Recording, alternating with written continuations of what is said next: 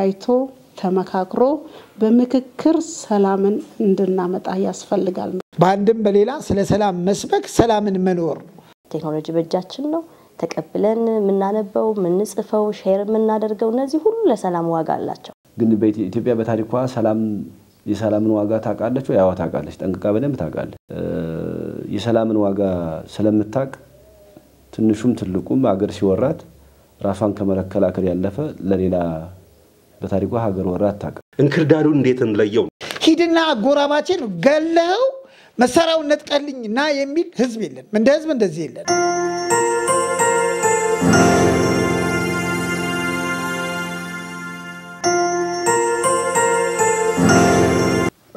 ለዚህ ፕሮግራም አዘጋጆች የኡነት ክብርና ምስጋና ይገባል በተለይ ክቡር አምባሳደር በጣም ማመስገን ፈልጋለሁ እንግዲህ ስለ ሰላም ብዙ ተነግሯል እዚህ ክፍል ውስጥ ያው ለምን ብሎ መጠየቅ በጣም ወሳኙ ነገር ነው ለመጀመሪያ ጊዜ ነው ባይዘው ወይ በእነዚህ አይነት ድረክ ስሳተፍ ጥናታዊ ጽሁፎችን አቅርቤያለሁ በተለያየ ቦታ ላይ ነገር ግን በሰላምና እርቅ ዙሪያ ለመጀመሪያ ጊዜ ነው አሁን በጣም ወሳኙ ነገር ምንድነው በእኔ እምነት ለምን ብለን ብንጠይቅ ምናልባት የብዙዎቻችን ሐሳቦች ወደ አንድ ነጥብ ወይም ደግሞ ወደ ተወሰኑ ነጥቦች ሊመራን ይችላልና እንግዲህ ለምን እርቀ ሰላም አስፈልገ የሚለው ጉዳያችን ለምን ትልቁ ጉዳያችን ሆነ የሚለው ግጭት ስለመኖር ነው በጣም በግልጽ መታይ ነው እንግዲህ ያውም አገር የማፍረስ አቅም ያለው ብዙ ማህበራዊ ህይወታችንን የበጣጠሰ ብዙ ሀብታችን ያጠፋ ብዙ ስነ ህይወት ያጠፋ መሆኑ ያው ምናውቀው ነው እንግዲህ ስለዚህ እዚህ ውጥንቅጥ ውስጥ ለምንድነው የገባ ነው ብለን ብንጠይቅ በትክክል ማህበራዊ መስተጋብር የፈጠራቸው ችግሮች አሉ ግጭቶች አሉ እነዚህ ግጭቶች ህዝቡ በትክክል ይመለከታል ማለት ህዝቡ ራሱ ልፈታቸው የሚችሉ ናቸው በቀጥታ ማህበረሰብ ወይም ኮሚኒቲስ ልፈታቸው ይችላል በተለያየ ዘርፍ ላይ ያለ በሃይማኖታዊ በባህላዊ እንደውም በመሳሰሉት ሪያዎች ያሉ ልፈቷቸው ይችላሉ ሁለተኛውና ትልቁ ደግሞ ፖለቲካዊ መዋቅሩ የፈጠራቸው ናቸው ይሄ ፖለቲካዊ መዋቅር የምንለው እንግዲህ መሰረት አለው የራሱ መሰረት ይሄ መሰረት እንግዲህ ህገ መንግስቱ ነው ህገ መንግስቱ የፈጠራቸው በራሱ ችግሮች አሉ መፍትሄዎች ማሉ ችግሮችም አሉ ግን በዋነኝነት ህገ መንግስቱ የፈጠራቸው በዚህ ህገ መንግስት ላይ የተዋቀሩ መንግስታዊ መዋቅሮች አሉ ፖለቲካል ፍሬምወርኮች አሉ እነዚህ ፍሬምወርኮች ናቸው እንግዲህ ወደ ግጭትና ወደ እንደዚህ አይነት እጅግ አጥፊ ወደ ሁኔታ ያመጡ ብዙ ምሳሌዎች መውሰድ ይቻላል ጊዜ ስለሌለ እንጂ ለምሳሌ ለራያ ሰው ነኝ ራያ ወልቃይት የሚባል ለሺ አመታት ችግር ሆኖ አያውቅ ጸጋ ነው የነበረው የጋራ ጸጋ ማለት ነው ፖለቲካል ፍሬምወርኩ የፈጠራቸው ችግሮች ግን ፍሬምወርኩ እስካልተለወጠ ድረስ የፖለቲካ አቅጣጫው እስካልተለወጠ ድረስ እነዚህ ችግሮች እየለዘቡም ሊሆን ይችላል እየጨረሱንም ሊሆን ይችላል ማስቆም አንችልም ወለሉ መቀየር የግድ ነው ማለት ነው ይሄንን ብዙዎች ምሁራኖች በተለያየ መልኩ ገልጸውታል በዚህ መልኩ እናየው በትክክል ሀገራችን የኡነት ታላቅ ሀገር ናት ያለ ምንም እንትን ማለት ነው ምናልባት የኛ ሀገር ስለሆነች አይደለም የተወሰኑት ሀገራት አይቻለው በጣም ትልቅ ሀገር ናት 29 ዩኒቨርሲቲዎች ዓለም ውስጥ እጅግ ታላላቅ የሚባሉ 29 ዩኒቨርሲቲዎች የኛ እሴቶች የሚያጠኑ ናቸው ግዕዝ ላይ መሰረት ያደረጉ እሴቶች ብቻ የሚያጠኑ ዩኒቨርሲቲዎች አሉ አሜሪካና አውሮፓ ብቻ ማለት ነው ይሄ 2021 ዳታ ነው እነዚህ እሴቶች ባይ ዘ ዌይ ለኛ ግዙፍ ካፒታል ናቸው ይሄንን ካፒታላይዝ የማድረግ እንትን እንኳን የለንም ምክንያቱም እነዚህን ጭምር ያካተተ ፖለቲካል ፕላትፎርም የለም ኦሬዲ እነዚህን ያስወገደ ስለሆነ እነዚህን እንደሌሉ አድርጎ ያሰበ ስለሆነ ማለት ስትባራ ያለው ያብራሩ ውስጥ ምንድነው እነዚህ እሴቶች እንግዲህ በተለያየ የታሪክ ሂደት በተለያየ ማህበራዊና ፖለቲካዊ ሁኔታዎች አስተዳደራዊ ሁኔታዎች እየተገነቡ የሚመጡ እሴቶች አሉ እኛ አሁን ያለነው በነዛ እሴቶች ላይ ነው። አሁን እዚህ በአንድ እሴት ላይ ቢያንስ በቀላሉ ተግባብተናል፣ በአማርኛ ተነጋገረናል፣ ተግባብተናል ማለት ነው። ይሄ በቀላሉ መጣ አይደለም። አፍሪካ ሀገር ውስጥ የሆነ መንግስት ሄደን በዛ በአንድ አካባቢ ከተለያየ አካባቢ መጥተው በአንድ ቋንቋ የምናገሩ ማግኘት በጣም ከባድ ነው። ሶዛት እንግሊዘኛ ነው የምትጠቀሙት። እኛ ግን የሚያግባቡን ብዙ ነገሮች አሉ ነው ዋናው። ግን እነዚህ ግዕዝ ላይ መሰረት ያደረጉ እሴቶች የምንላቸው መንፈሳዊ ናቸው፣ ካልቸራል ናቸው፣ ባህላዊ ናቸው፣ ታሪካዊ ናቸው፣ ስነ ጽሁፋዊ ናቸው። በጣም ጥልቅ ዕውቀት የያዙ የብዙ መፍትሄዎች ምንጭ ሊሆኑ የሚችሉ ናቸው።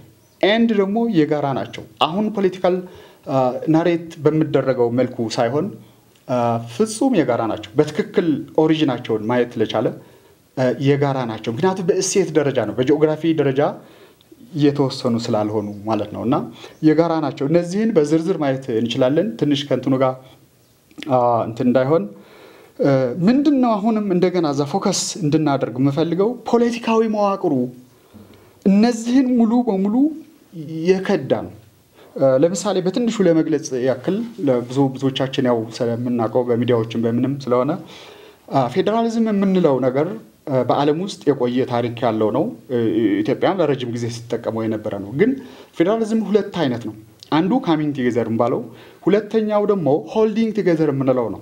ለምሳሌ አሜሪካ ካሚንግ ቱጌዘር የምባለው ነው። ካሚንግ ቱጌዘር ማለት ሁለት ወይም ከዛ በላይ የሆኑ የተለያዩ ህዝቦች ወይም ብሔሮች ወይም ስቴቶች ኢንዲፔንደንት የነበሩ የራሳቸው ሉዓላዊነት የነበራቸው ለጋራ ፍላጎት ሲባል በአንድ ላይ መጥተው ለወደፊቱ ለሚገነቡት እሴት ታሳቢ አድርገው በህገ መንግስት ሲፈጠሩ ነው። ይሄ እንግዲህ ካሚንግ ቱጌዘር የምንለው ነው።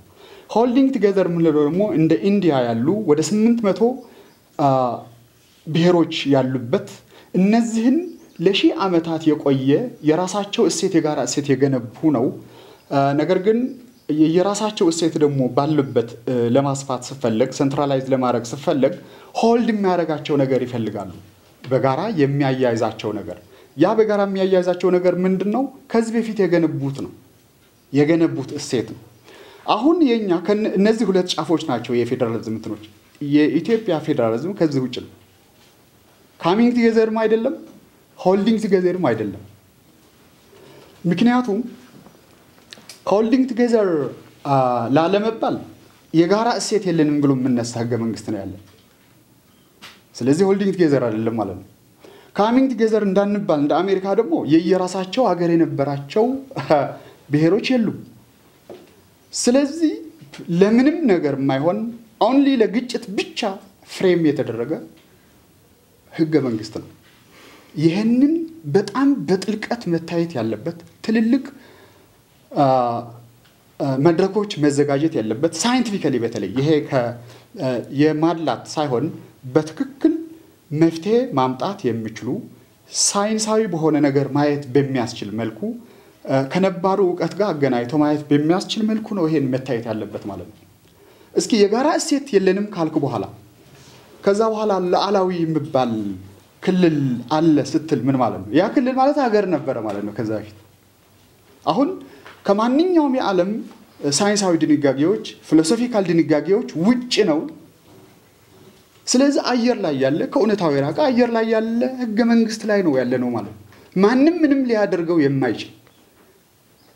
ስለዚህ ይሄንን ፕላትፎርም የመለወጥ ዜጎች፣ ምሁራኖች፣ የሚዲያ አካላት በተለይ በዚህ ላይ የሚደረገው ጥናት በጣም ጥልቅና ሰፊ መሆን አለበት። ብዙ የጋራ እሴቶች አሉ። ዝም ብሎ 100% ማንም ሰው ሪኮግናይዝ የሚያደርጋቸው መዘርዘር የሚቻል እንዴት እነሱን ኢግኖር እናደርጋለን? በአሁን ሰዓት እኮ የጋራ እሴቶችን ማጥፋት እኮ ህጋዊ ነው አሁን። ምክንያቱም የሉም ተብለዋል። ቮይድ ናቸው። በየትኛውም የህግ ከለላ ያላገኙ ናቸው። ስለዚህ የግጭቶቻችን ምንጭ ሁለት ናቸው ለማጠቃለል ያክል ማለት ነው በእኔ እይታ። አንዱ ማህበራዊ መስተጋብር የፈጠረው ነው፣ ከጥንት ጀምሮ የነበረ ነው። እሱ ምንም ችግር አይደለም፣ ኮሚኒቲ ቤዝድ ሶልቭድ ሊሆን የሚችል ነው። ነገር ግን ፖለቲካል መዋቅሩ የፈጠራቸው ግን እጅግ መሰረታዊ የሆነ የእይታ ለውጥ ይፈልጋሉ ባይነኝ። አመሰግናለሁ። አመሰግናለሁ። መናፍሳ አባላለሁኝ። ይሄ ድል ስለሰጠንና ስለተገናኘን ደስ በሚል ሁኔታ ስለ ሰላም፣ ስለ ፍቅር፣ ስለ አንድነት እየተወያየን ስለሆነ ደግሞ እጅግ በጣም ነው ደስተኛ ነኝ። አመሰግናለሁኝ አምባሳደር ስለጋበዙን። እንዲሁም ደግሞ ይሄንን ጣቢያ አስተካክለው ህብረተሰቡ ይጠቀምበት፣ ስለ ሰላም፣ ስለ ፍቅር፣ ስለ አንድነት ይወራበት፣ ይተንፈስበት ብለው ደግሞ ይሄን ላመቻቹ አካላቶችም እንዲሁ ከልብ አመሰግናለሁኝ። እስካሁን ወንድሞቼ እህቶቼ የተናገሩትን ሐሳብ በሙሉ እጋራለሁኝ። ትልቁ ችግር የት ነው ያለው? ሰላም ያሳጣን ማን ነው? ሁላችንም ጣት ነው የምንጠቁመው አይደለ? ሁላችንም ግን ከራሳችን እንጀምር። እኔ ሰላም ለማጣቱ የሆነ አስተዋጽኦ አድርጌያለሁ፣ በቀጥታም ይሁን በተዘዋዋሪ ማለት ነው። ከቤቴ ብጀምር፣ ከጎረቤቴ ብጀምር፣ ከአካባቢዬ ብጀምር ያ ሰላም የሚያሳጣው ነገር አለ። ለኔ በሚመቸኝ መልኩ የሰው ሰላም አሳጥቼ ሊሆን ይችላል። ሁላችንም ያንን እያደረገን ስለሆነ እዛ ጋር ቆም ብለን እናስብና ሰላም እንዴት ይምጣ፣ ሰላምን እንዴት እናምጣት፣ ፍቅርን እንዴት እናምጣት፣ አንድነታችንን እንዴት እናምጣት። ቅድም ብዙ ሐሳቦች ተነስተዋል፣ አልደጋግመውም። ለምሳሌ ጎረቤታችን የተከራየ ሰው ያከራዩትን ሰዎች ልጅ አግቶ አብሮ ሲፈልግ ነበር። አብሮ ገንዘብ ይዋጣ እንዲደረግ እያለ ዙሪያ ገባውን እያሰሰ ግን ልጁን እሱ ነው ደብቆ ያስቀመጠው። ያው የእግዚአብሔር ታምር ተገልጾ ነው እንግዲህ ፖሊስ ባደረገው ጥበብ እሱ መሆኑ ተይዞ በኋላ ይፋ የተደረገው ማለት ነውና ይሄ ትውልድ ከየት መጣ? በአቋራጭ የመበልጸግን፣ ሰውን የማሳዘንን፣ በሰው ደም መነገድን፣ በሕፃን ልጅ ህይወት መነገድን ይሄ ትውልድ ከየት አመጣው? የቱ ጋኑ ክፍተቱ ያለው? አሁን እኮ ከትላንት ወዲያ እዛ ጋር የዛሬ ዓመት የነበሩ ጦርነቶች አይደሉም የምናወራው። ቀጣይስ ምን ዋስትና አለን? እንዴ ልጆቻችንን እኮ በምን መልኩ ነው ያሳደግናቸው?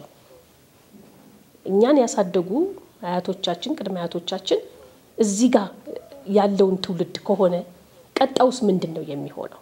ምንድነው መደረግ ያለበት? ከመንግስትም፣ ከቤተሰብም፣ ከትምህርት ቤትም፣ ከአካባቢም ቀጣይ ትውልድ ላይ ትልቅ ስራ መስራት አለበት። ልክ እኛ እንደዚህ እንደምንወያየው በየትምህርት ቤቶቹ እንዲህ አይነት ውይይቶች መኖር አለባቸው። ይህንን ትውልድ ለምን አፈራ ነው? ምን አገባኝ የሚል ትልቅ አባዜ ሁላችንም ውስጥ ሰርጿል። ምን አገባኝም ነው ለዚህ ችግር የዳረገን። ለምንድን ነው ምን አገባኝ የምንለው? እዛ ጋር ትልቅ ችግር ተፈጥሮ እያየን እኔ ጋር እስከሚደርስ ድረስ ለምንድን ነው የምንጠብቀው?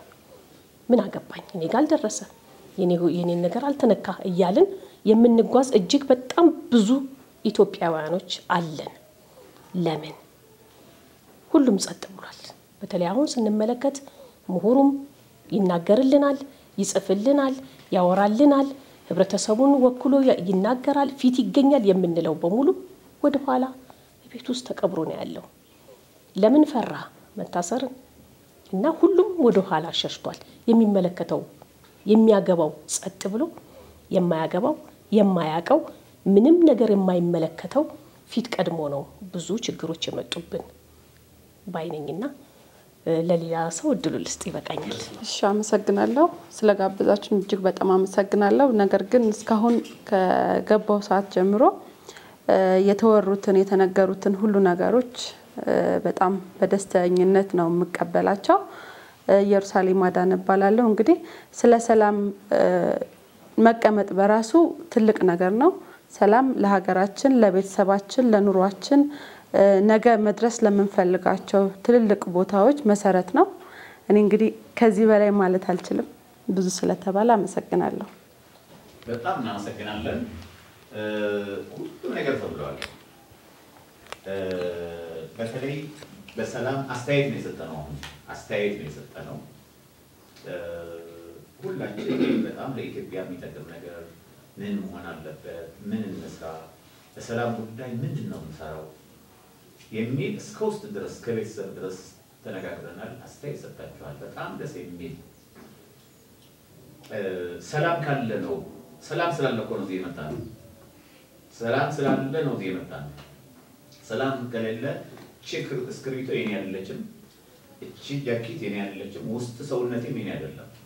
ሁላችን እንደዚህ ሰላም ስላለ አዲስ አበባ ግን ወይ ሌላ አካባቢ እየተገናኘን ከታንዛኒያ የመጡት ለውይይት ነው የመጣው አቶ ጥሉፍ እና እናንተም ስራ አላችሁ የተለያየ ጋዜጠኞችም ባለሙያዎችም ኃላፊነት ያለባችሁ ሰዎች ናችሁ ያላችሁ ብዙ ኃላፊነት ከተለያየ አንግል ነው የመጣችሁ ይሄን ደግሞ መጠን ለዚህ ሰላም ማጽናት ምንድነው ማድረግ ያለብን የሚለው ነው ቆይ ያረጋው ቀደም እንደተባለው አሸባሪዎች አሉ ኢትዮጵያ ውስጥ ኢትዮጵያውያን ሆነው ባንዳዎች አሉ የማይካድ ነገር ነው ቀደም ፍሬ ጋዜጠኛ ፍሬ ያነሳቸው እንደነበረ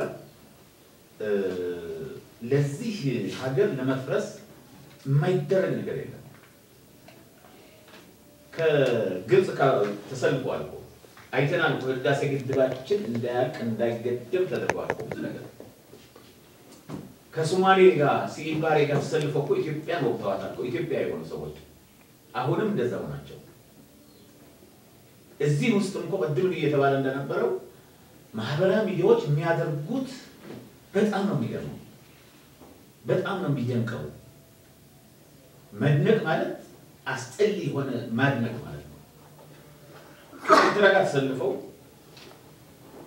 ከወያኔ ጋር ተሰልፈው ከአሸባብ ጋር ተሰልፈው ኢትዮጵያን ለማወጋት እያሰፈሰፉ ያሉበት እና የነበሩበት ሁኔታ ሆነ ያለው የኢትዮጵያ መንግስት ግን የኢትዮጵያ ህዝብ ግን የኢትዮጵያ መከላከያ ሰራዊታችን ክብር ይገባቸዋል ፌደራል ፖሊስም ጸጥታ ኃይሎቻችንም የአዲስ አበባ ሰላም ሰራዊትም ክብር ይገባቸዋል እኛ ተኝተን እነሱ እየተጠበቁ ነው የሚውሉት ስለዚህ እኛ ደግሞ ምንድነው መስራት ያለብን ቀደም አስተያየት ነው የሰጠነው አሁን ደግሞ ከኛ እዚህ ካለ ነው ምን ይጠበቃል ምክንያቱም እኛ የህብረተሰብ ተወካዮች ነን እዚህ ያለ ነው በየመስሪያ ቤቱም በየአካባቢው በተለያየ ቦታ ተወክለን ከሚዲያውም ከሌላም ተወክለን የመጣ ነው ለሰላም ምን ማድረግ አለበት ሰላም ከሌለ እኮ ሚዲያም አይሰራም ሃይማኖት አባቶች ተቋማት አይሰሩም ገበያ አይሰራም ትምህርት ቤት አይኖርም ይሄ ትምህርት ቤት ሰላም ስላለ ነው እየቀጠለ ያለው ገበያው ምን ሁሉ ነገር እነዚህ ጋዜጠኞች ሌላ ስለዚህ ሰላም ለማስፈን ለማጽናት ምንድነው ማድረግ ያለበት እዚህ ካለ ነው ጀምሮ አንድ 3 ደቂቃ አድርገን እዚህ ካለ ነው ጀምሮ እኛስ ምን እንስራ በሰላም ጉዳይ ብቻ ነው አሁን መፍትሄው ነው አሁን መናገር ያለብን መንግስትስ ምን ይስራ በሰላም ጉዳይ ህዝብስ ምን ይስራ ፖለቲከኛውስ ምን ይስራ በምድር ያለነው ሁላችን ሰላም ከጉንዳን ጀምሮ እስከ አንበሳ እስከ ዘንድ ድረስ አስፈልጋለች ለእጽዋትም ያስፈልጋል ለምድሪቷም ያስፈልጋል ሰላም ስለዚህ ይሄን ለመሆን እኛ ምንድነው ማድረግ ያለብን ብለን 3 ደቂቃ መፍትሄው ነው አሁን መስጠት ያለብን ምንድነው እንሰራው በየሰፈራችን ሄደን ወይ በየሚዲያችን ሄደን በየአካባቢያችን ሄደን ምንድነው መስራት ያለብን ቀደም ሀለስን ቀይ ያነሳቸው ነበር ከሰፈራችን ብላለች ሌሎችም ተናግራቸዋል ስለዚህ ምንድነው መስራት ያለብን አገራችን ሰላም መሆን አለበት ሰው መጋጨት የለበትም በብሔሩ በምኑ የተወላለን እዚህ ያለን አሁን ብሔር ተጣይቀን የመጣው አይደለም ሙስሊሞችና ክርስቲያኖች እዚህ አለን አብረን ግን ይሄ ብለን አስተዳደራለን ምንድነው በክርስቲያን ወይ ደግሞ መስጊድ ስንሄድ ምንድነው የምናደርገው በምን ቋንቋ ነው የምናገረው ተፈለግ ነው ይሰማናል ተጣሪያችን ተፈለግነው ቋንቋ ተናግረን እኔ ትግርኛ የምችል ከሆነ በትግርኛ ይሰማኛል ፈጣሪ በኦሮምኛ የምናገር ከሆነ አንዱ ይሰማዋል በአማርኛም ከሆነ በስልጥኛም ከሆነ በአፋርኛም ከሆነ በሶማሊኛም በቤንሻንጉልም በጋምቤላም ከሆነ ይሰማዋል በኦሮምኛም ከሆነ ይሰማዋል በአማርኛም ከሆነ ይሰማናል ስለዚህ ወደ አንድ መምጣት መቻል አለብን ነው ስለዚህ እነዚህ አካሎች ምን መስራት እኛ ጀምሮ እዚህ ያለ ነው ወርደን ምንድነው መስራት ያለብን ስለ ሰላም ምንድነው መስበክ ያለበት የሚል ሐሳብ ነው ያለው እስቲ ሁለት ደቂቃ ይሁን ጊዜ ሰዓት እየደረሰ ችግር የለውም እንደተባለው 2 ደቂቃም ብዙ ነው ዋናው ሐሳቡ ብዙ ተገልጿል። ውሃ እንግዲህ 130 ሚሊዮን ህዝብ ስንኖር ሁሉም ቦታ ጸጥታ ሊቆም አይችልም። ጉያችን ስር ነው አሸባሪው ማጋቹ ምህቴ ቋሩ እየተናገረች ነበር። ጎረቤት ላይ አግዶ እንግዲህ መንግስት ከየት ይምጣ? አንዳንዴ ወደ ውጪ መንግስት እንዲያልሰራም ሲል እዚህ ጎረቤት ላይ አግዶ ብር የጠየቀው እንግዲህ ምንድነው? ጉያችን ውስጥ ነው አሸባሪው ያለው። ጉያችን ውስጥ ነው መንገድ የሚዘጋው አካል ያለው። የልጅቷ ወላጆች ማምጣት አለበት ኢንፎርሜሽን ያው አሁን ወደ ማጠቃለያው ሲመጣ እንደው ምሳሌ ነው የምናገር ያለው። እንግዲህ አፍንጫ ሲመታኝ ያለቅሳል ነው የሚባለው። ኢትዮጵያ ሰፊ ናት። እኛ የምናረው ስለ አዲስ አበባ ብቻ አይደለም፣ ስለ ትግራይም፣ ስለ ጋምቤላውም፣ ስለ ወላይታው ሁሉ የሚመለከተን። አሁን መፍትሄው የጠፋው ምንድነው? ቀደም እንደተባለው እኔ ምን አገባኝ እሳቱ እኔ ጋር ካልደረሰን። እሳቱ ተወደደም ተጠላም ይደርሳል። ለመከላከል ምን ማድረግ አለብን? ቀደም እንደተባለው እኛ ብዙ ሃይማኖት ያለን ብዙ እምነት ያለን ፈራ እግዚአብሔር ያለን ሲቀጥል ደግሞ አሁንም ቢሆን ወደ ሌላ መውሰድ ሳይሆን መፍትሄ የሚሆነው ምንድነው? እኔ እንግዲህ በየቀኑ እንደቁራ በሁሉ ሚዲያ ላይ ማወራው ኢትዮጵያን የሚናገር ኢትዮጵያን የሚያስጎድፍ ልዩነትን የሚያመጣ ከሆነ አበበ ከበደ አይደለም ኃላፊነትን ወጣ። ይሄ አይደለም ከሀገር በላይ አይደለም። አድብ እያንዳንዳችን እዚያ ዩቲዩበርም ሚዲያም ላይ ያለው ሰው ካለ ይሄ ነው ከሀገር በላይ ምንም አይደለም። ከሀገር በላይ ምንም የለም። ስለዚህ ስናወግዝ ይሄ እንዲያረገ ሳይሆን እኛ ከሳት ውስጥ ነን። በቃ ወይ ከቅዱሳን ውስጥ ወይ ከኃጢያኑ ጋር ከቅዱሳኑ ጋር ሆነን ካለን ምንድነው ያለውን አሸባሪ ለምሳሌ ሱሉልታ ላይ መንገድ ቢዘጋ ሱሉልታ ውስጥ ያለው ህብረተሰብ 100 ሺህ ሊሆን ይችላል። አሸባሪው 50 ወይ 100 ሊሆናል። ሆ ብሎ ቢመጣ ምንድነው ከዚህ ጸጥታ ኃይል ሄዶ ሊገድብለት ይገባል? አይገባም። ስለዚህ ጋምቤላም ያለው አማራም ክልል ትግራይም ክልል ያለ ሁሉ ጊዜ እንላለን እሳቱ ጉያችን ውስጥ ነው። ለመከላከል ለጸጥታ ለምናምን አይደለም። እንከባበር። የሚያዋጣን በድርድር ነው። የሚስተካከልም ካለ ቀደም እንደተነጋገርነው የህገ መንግስቱም የሰንደቅ ዓላማ መጀመሪያ ሀገር መኖር አለበት፣ ህልውናው መኖር አለበት። ከዛ እንነጋገር የፈለግነውን። ምክንያቱም የማይቀበያለው የመጽሐፍ ቅዱስ ቃል አይደለም፣ ቁርአን አይደለም፣ ህገ መንግስትም። ነገር ግን እኔ ካልገዛው እኔ ብቻ ካልሆነ ከኔ ውጪ ወደ ውጪ በሚባል ሁሉም እየተነሳ ነፍጥ እያነሳ የሚያፈርሰ ከሆነ ለመጠገን ይጎዳናል። ለመጠገን አይቻልም። ያለነው የማፍረሱ ነገር ትልቅ ዋጋ የሚያስከፍለን አሁን ካልቆመ ቆም ብለን ማድረግ ካለብን አሁንም ቢሆን መከባበር፣ ከጎረቤት መገሰስ፣ ለማህበረሰብ ጥሩ ነገር ማምጣት እንደናደግ ስንቄ ቀደም አልኩ እዛ ዳኝነት እየሰሩ ነው አይደል? እዛ ተጠቅመነባቸዋል። እናንተ ጎጆ ሆናት የምንለው እንደዚህ ነው። ጦርነት ውስጥ የሚገባው ልጇ ነው። ትምህርት ቤት ሲቆም ተሰቃየው ልጇ ናት። ስለዚህ ይሄን ሁሉ ለማምጣት እንደ ሀገር አንድ ሆነን በመከክር ኮሚሽኑ ማዕቀብ ውስጥ ሆነን ተነጋግረን መፍትሄ ማምጣት ዛሬ ነገር ሊባል አይቻልም። አሁን መወሰን አለብን። አመሰግናለሁኝ። ያው ሁሉም የተጨመረው እንዳለ ሆኖ ማለት ነው ከራስ ነው የሚጀምረው። እኔ ውስጤን ሰላም ማድረግ አለብኝ። የሚሰራው መልካም ነገር ለማድነቅ መዘጋጀት አለብኝ። ሰላም ያ ነው እኮ ሁሉ ጊዜ ምነቅፍ አሁን እየተያዘ ያለው ነገር ያ ስለሆነ ማለት ነው።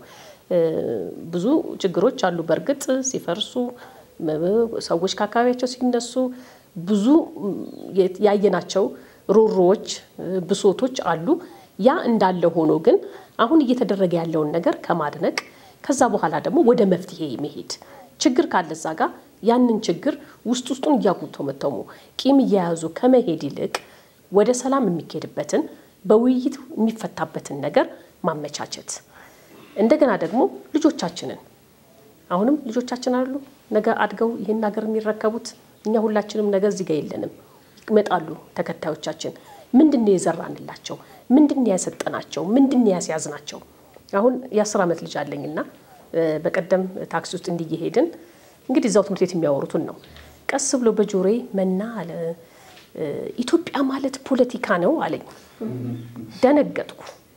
ታክሲ ውስጥ ነው ያለሁት። እንግዲህ ኢትዮጵያ ማለት ፖለቲካ ነው ሲለኝ ምን ነው ለምን አልከኝ? ኢትዮጵያ ማለት ፖለቲካ አይደለም፣ ኢትዮጵያ ሀገር ነች። በቃ የኔም ያንተም የሁላችንም ሀገር ነች ስለው እንግዲያው ለምንድን ነው አረንጓዴ ቢጫ ቀይ ሲለበስ የሚከለከለው?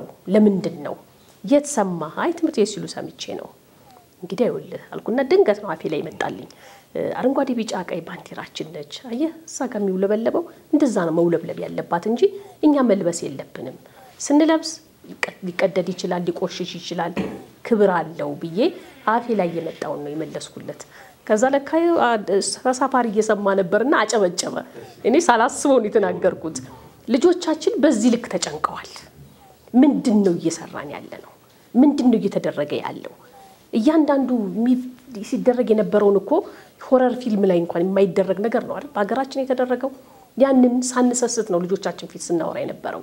እንዲተደረጉ እንዲተቆራረጡ እንዲተደረጉ ይያልን ማለት ነው ስለዚህ ትውልዱን የሆነ ቦታ ላይ ያበላሽ ነው ተበላሽቷል አይምሯቸው ተበላሽቷል ዘግናይ ነገር ጭንቅላታቸው ውስጥ ገብቷል ጭካኔ ገብቶባቸዋል ምንድነው ማድረግ ያለብን ይሄ ትልቅ የቤት ስራችን ነው በየትምህርት ቤቱ ትልቅ ትምህርት መሰጠት አለበት መምህራኖቻችን በዚህ ዙሪያ ልጆቻችንን የ10 ደቂቃ የ20 ደቂቃ ትምህርቱን ከመስጠታቸው በፊት እያንዳንዱ ፔሪድ ላይ ያይምሯቸውን ስነ ልቦናቸው የሚሻሻልበትን ይሄ እንዲህ አይነት አስጠያሚ የሆነ ትሮማ ውስጥ ገብተዋልና ያንን የሚሰጡበትን ነገር ላይ ጎ ቲቪ ትልቅ የቤት ስራ ወስዶ ቢሰራ እንደው እለምናለሁኝ ምክንያቱም ከዛ ነው የሚጀምረው ከልጆቻችን ነው የሚጀምረው እነሱ ዛ ሰላም ይዘው ሲመጡ እቤት ሲገቡ ማየ እንዲኮ ነው አባዬ እንዲ ነው ወንድም ይያሉ መልካም ነገርን እያወሩ እያደጉ ይሄዳሉና እዛ ጋር ትልቅ የቤት ስራ አለብን ትውልዱ ላይ እንስራ እኛ ጨንግፈናል እኮ የኔ ትውልድ ጨንግፏል ባቋራጭ ለመበልጸግ እጅግ በጣም ብዙ ነገር አድርጓል ብዙ ልንዘረዝረው የሚያቀተን በቃ የሚያጸይፍ ነገር ተሰርቶብናል አሁን በቃ በዚህ አመት እንኳን ማለት ነው ሩክሳን እንሄድ እና ይሄንን ነገር እንዴት ነው ቀጣይ ላይ እንዳይሻገር እዛ ጋር እንዲቆም በቃ ቀጣዩ ትውልድ ይሄን ነገር እንዳያራምደው ታሪኩ ራሱ እንኳን ተጠልሽጥልሽ ብሎ እንዲቀር እንድናደርግ ትልቅ የቤት ስራ ይጠብቀናልና እዛ ጋር ምንድነው ማድረግ ያለብን የሃይማኖት አባቶች መንግስት የፖለቲካ ድርጅቶች እያንዳንዱ ማህበር ሁሉም ነገር የፖለቲካ ድርጅቶች በሙሉ እዚህ ትልቅ ስራ መስራት አለብን አለባቸው የሚል መልእክት ነው ማስተላለፍ እንፈልጋው አሎ ደግሜ ስሜን ላስተዋውቅ የቀረኝ ነገር ስላለ በመስተዋወቅ ሂደት ስሜ ገብረስላሴ መዝገ ከተንቤን ለኢትዮጵያ ፓርት መስራች አባል ነኝ በመቀጠል ከኛ ምን ይጠበቃል ለሚለው እንደተገለጸው ከኛ የሚጠበቀው ከምን ይዛትም ሶሻል ሚዲያ የቻልነው በመንጽፍባት ፕሮፋይል አለን መቼም የራሳችን ፕሮፋይል ጂሜል ነው እንበለው የተለያየ እንትን አለን ምንጥረው አሁን ብዙ ግብረ መልስ የምንሰጣቸው አውንታው የሆነ ግብረ መልስ የተሳሳቱ ሰዎች በኮሜንት ሲሰጡ ስለ ኢትዮጵያ መጥላላት ስለ ቀደም እንዳልኩ 3 ነጥቦች በቋንቋ በተለያዩ እኛን ጠንቅ የሆነ ነገር ግብረ መልስ መስጠት አሁን ትግራይ መገንጠል ኤርትራ ተገነጠለች ለኤርትራ ህዝብ ምንም አልተጎድተዋል ከዛም አልተማረም አጎራዎች ያለው ትግራይ ህዝብ ሱም ትግራይ መገንጠል የማይቻል ነገር መገንጠል ይላል እንደማይሆን ሄዶ አሁን እየደበዘዘ ሄደ እንጂ ኦሮሚያም የሱ ቴምቤን ፓርቲ ነው የሚለው ወይስ ምንድነው ቴምቤን ለኢትዮጵያ ምንድነው በዚህ እርቅ ላይ የሚሰራው በሰላም በላይ ምንድነው የሚሰራው ጥሩ ጥያቄ ነው አላማውስ ምንድነው ጥሩ ጥያቄ ነው ደስ ይለኛል ይሄን መድረክ አግኝቼ ለመናገርም ትግራይ ቴምቤን ፓርት ለኢትዮጵያ ማለት ራሱን ኢትዮጵያ ነች ታላቅ ሀገር ነች እኛ ደግሞ አሸራዎች ከቀድማያት አያቶቻችን ትልቅ አሸራ አለን ቴምቤን ማለት የነራሱ አላባ ነጋገር በአፍሪካ ጀነራል ስመጥር የታወቁ ናቸው ትልቅ እቺ ሀገር ያልተገዛች ከሚባሉ በበላይነት ሲሞር የነበሩ በቴክኒክ በሚሊተሪ ቴክኒክ ለኢትዮጵያ አልፎም ለአፍሪካ ብቸኛ ጀነራል ናቸው ይሄ ሲያሜው ዝም ብሎ አይደለም የተሰጠው አሁን እንደማንም ባህላዊ ጀነራል ላይ የሚለው ስራው በማይታወቅ እነሱን ከጣሊያን ተዋግቶ በዘመናዊ ሞደርን በሆነ መሳሪያ በምድርም በታንክም አገራችን ባላደገችበት ሰዓት ደሞ ይብቻቸው ብቻ አይደለም ኮንትሪቢዩሽን ቀደም እንደና አብዲስ አጋ ሲጠቅሳቸው አብረው ከነበሩ ሰዎች ናቸው የመላ ኢትዮጵያ ኮንትሪቢዩሽን አለው ግን በበላይነት ራሱ አላባ ነጋ እስከ አፍሪካ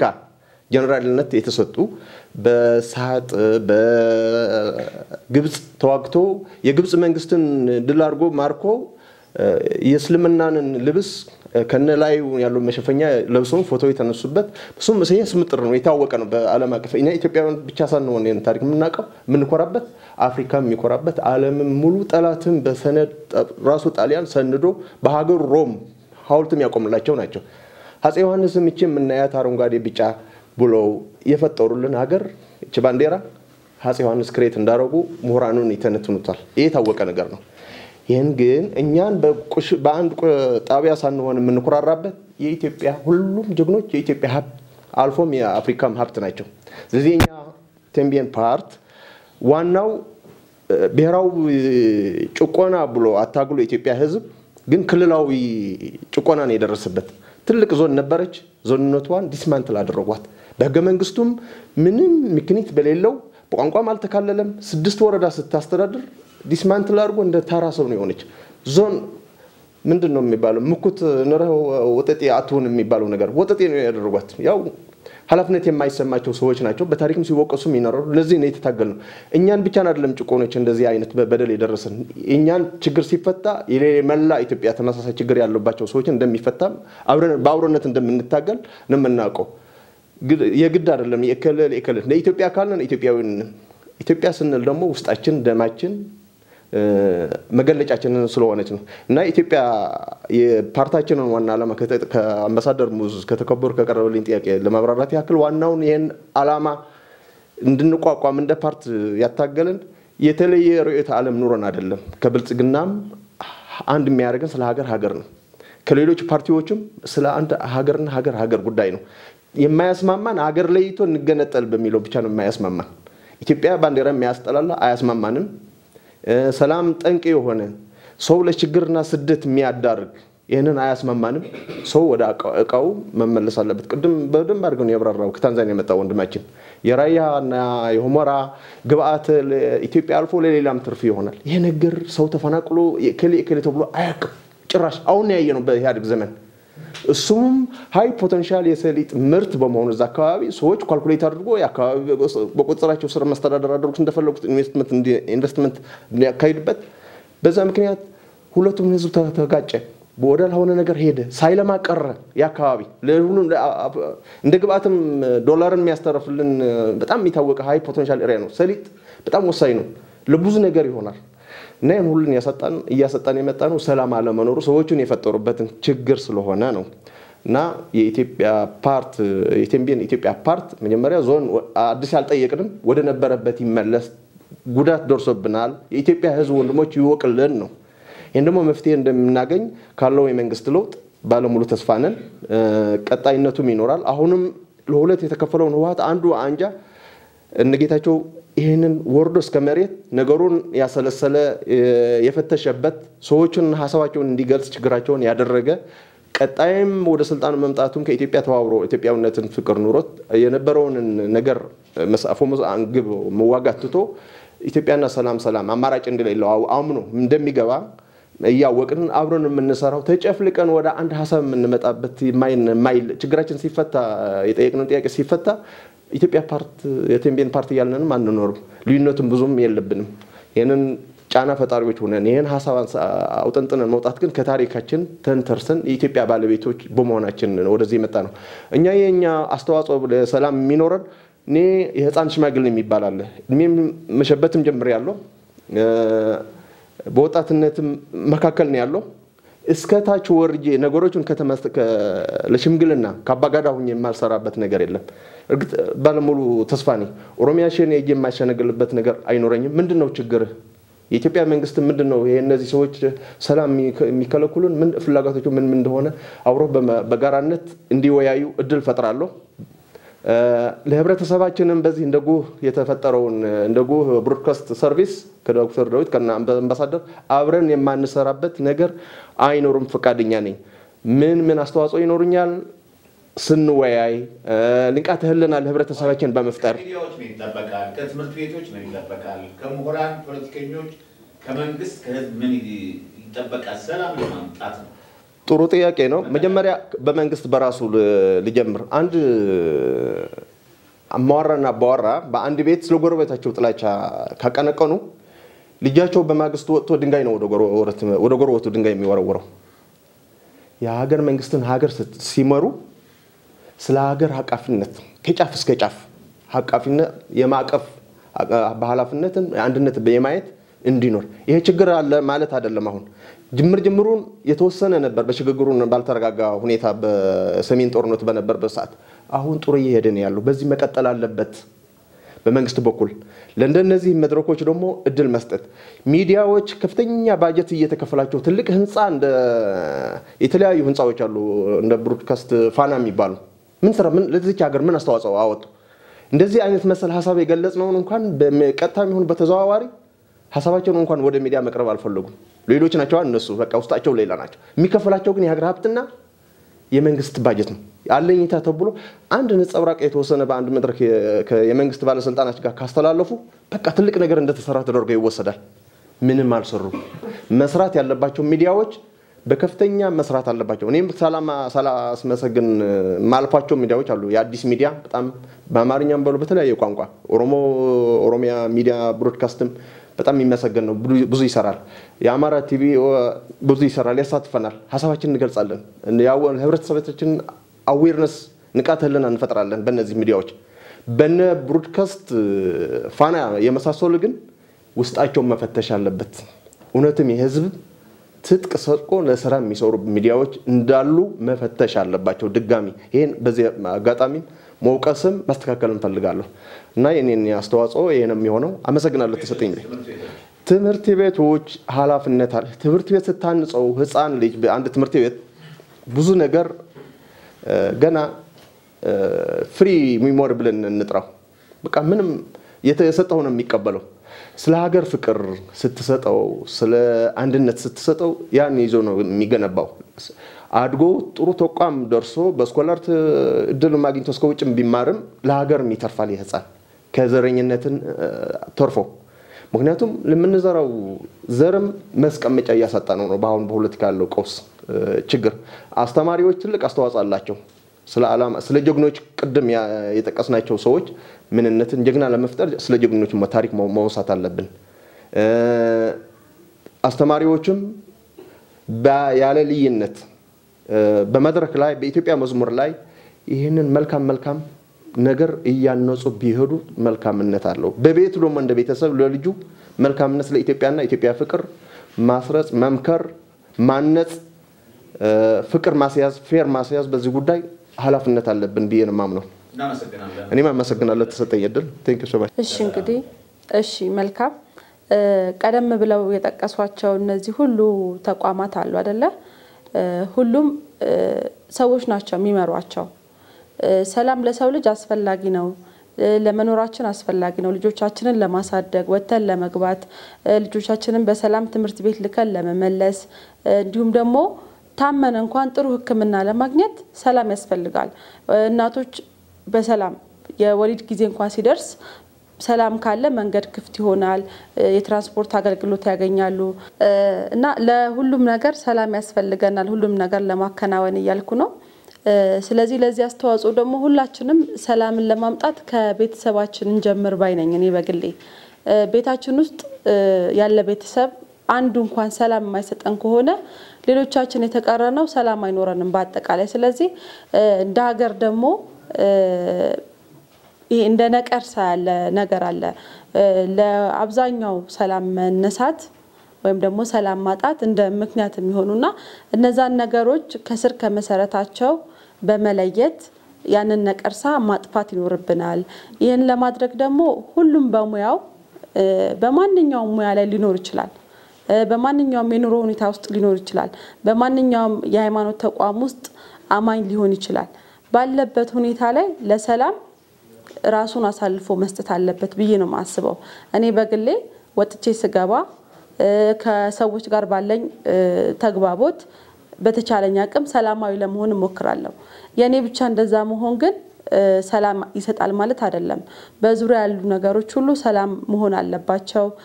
ሰላምን ለሰዎች ማንጸባረቅ አለብን፣ ፖዚቲቭ መሆን አለብን።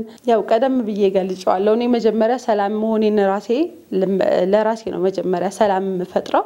ከዛም በኋላ ግን እኔ በመኖርበትም አካባቢ ሰላምታ በራሱ እኮ ሰላምን ነው የሚሰብከው። ደህና አደራችሁ ማለት በፈገግታ በራሱ ሰላም ነው አይደለ?